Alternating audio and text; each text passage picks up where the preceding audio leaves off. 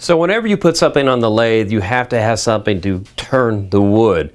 And that's what drive centers serve a purpose for. So I have 3 different ones right here. And they stick into the headstock, and then the headstock turns this. And this is something that's important you need to learn about on what project, what wood you're doing, which one to use.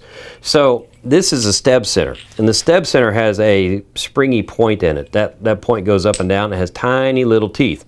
I'll use this on spindle turnings, on dried wood and stuff, because if I get a catch, these little teeth let the wood spin, so it's no big deal. Now, if you're using bigger pieces of wood, that's when you start going to these types of drive centers. This is 4-prong, this is 2-prong.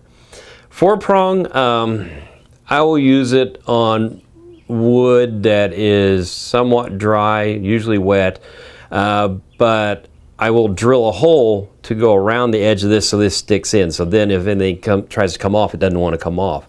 But what I love when I'm using wet wood is a 2-prong drive center, because it's only 2 prongs. And when you look at this blank down here, the grain is running up and down. So literally when you put this in here, it's kind of like splitting a log. If I come in here with this 4-prong and try to drive it in, it's 4 times or 2 times harder to get the teeth to go in, so you won't get a good bite. So if I do a 2-prong though, watch when I hit this, and it won't look dramatic, but you can see how those 2 teeth dig in really well. So when I mount this on the lathe, it'll straighten out.